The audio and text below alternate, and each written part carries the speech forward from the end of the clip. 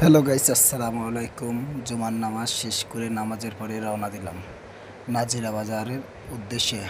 হানিফ বিরিয়ানি রিক্সা নিলাম। রিক্সা উঠে রিক্সা ভাড়া দিচ্ছে আমার বন্ধু, 200 টাকা নোট দিছে। দেওয়ার পরে মামা ভাঙতি করে দিচ্ছে। তারপরে চলে আসলাম হানিফ বিরিয়ানি নাজিরা বাজার। অনেকটা ভিড় ভিড়, যুদ্ধ করে ভিতরে ঢুকলাম। চেষ্টা করতেছি ঢোকার জন্য, কিন্তু পারতেছি না। অবশ্যই ঢুকে গেলাম, টেবিলে বসলাম। অনেকক্ষণ বসার পরে মামা খাবার দিল। তারপরে একটু ভিডিও করলাম।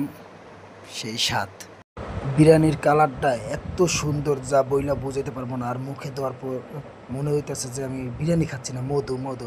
তারপরে চলে আসলো খাওয়ার শেষে ওইটার মামারই বিল দিলাম 1000 টাকা। সে ভাঙতি করে টাকা দিচ্ছে মাত্র 70 টাকা। তারপরে দুই বন্ধু, মানে রিক্সা পাচ্ছি না, রাস্তাতে হাঁটতেছি হাঁটতেছি হাইটা অনেক দূর চলে আসছি। খাওয়ার শেষে আমাদের মিরাজের বাগের উদ্দেশ্যে রওনা দিব, কিন্তু রিক্সা পাচ্ছি না। হাঁটতে হাঁটতে অনেক দূরে চলে আসছি, মানে বংশাল চলে আসছি। নাজিরা বাজার থেকে বংশাল চলে আসছি। তারপরে রিক্সা পাচ্ছি না। আমার বন্ধু সে তো মানে বেশি খেয়ে ফেলাইছে, কারণ রিক্সা পাচ্ছে না। এই কইতে সাইডেই যাবো গা, কোনো কথা নাই। সে হাঁটতে আসছে, রিক্সা পাচ্ছি না। সামনে একটা রিক্সা পাইলাম। মামারে জিজ্ঞেস করতেছি ভাড়ার কথা, মামায় বলতেছে 120 টাকা। আমার বন্ধু এত কিপটা যা বইলা বুঝতে পারবো না, সে মাত্র 50 টাকা ভাড়া হতো বলে। তারপরে আর একটা মামার কাছে চলে গেছে রিক্সাওয়ালা, সে মামা চাচ্ছে 80 টাকা।